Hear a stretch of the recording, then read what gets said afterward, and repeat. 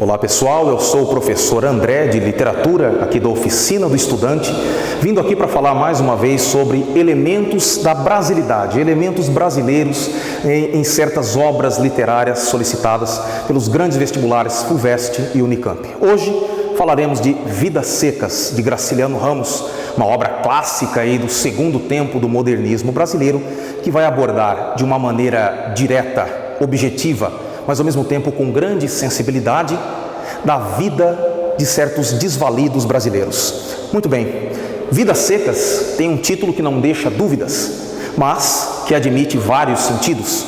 Não se trata apenas de uma secura da paisagem, já que se trata da paisagem nordestina, do ambiente árido ou muito próximo disso, que o narrador em terceira pessoa trata. Trata-se também de uma secura pessoal, uma ausência de comunicação. Então eu posso entender essa obra e a sua linguagem extremamente enxuta como uma representação de uma vida seca, tanto em aspectos físicos quanto em aspectos morais. A secura, em primeiro lugar, é claro, é a secura de paisagem, a falta absoluta e total de abundância de recursos físicos, recursos básicos e indispensáveis para a vida. Nunca é demais lembrar, Vidas Secas trata da vida, evidentemente, de uma família de retirantes nordestinos, eles mesmos com nomes muito escassos ou mesmo sem nomes, Fabiano, Sinhá Vitória, sua esposa, e dois meninos chamados simplesmente menino mais velho e menino mais novo, além da cachorra Baleia, que vagam em busca de uma vida melhor. Mas falando genericamente sim, a gente entende pouco da obra.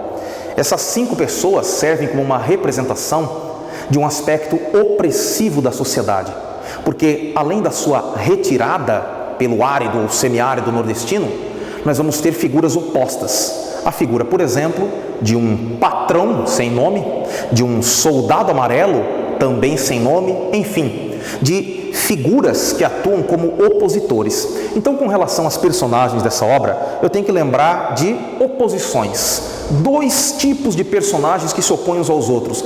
De um lado, a figura dos oprimidos, representados pela família de Fabiano. De outro lado, a figura dos opressores, destacando-se aí o soldado amarelo e o patrão, representações, respectivamente, do poder militar e governamental e do poder do capital. A gente vai perceber que, segundo a linguagem da obra, dentre os grupos, as personagens não se comunicam entre si.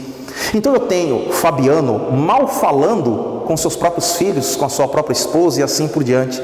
Aí vai entrar o quê? O discurso indireto, livre do narrador em terceira pessoa, como se ele falasse pelas suas personagens, já que elas têm uma dificuldade impressionante de comunicação. Por isso, a escassez de discursos diretos na obra. Muito bem, não só as personagens de uma mesma categoria, opressores e oprimidos, não se comunicam entre si, como não se comunicam uns com os outros. Por exemplo, Fabiano não chega a um entendimento com o soldado amarelo. E como este tem mais poder sobre o oprimido Fabiano, é o Fabiano quem acaba indo para a cadeia, sem mesmo saber por quê. Isso está no capítulo 3, Cadeia. Convém dar uma relida, certo?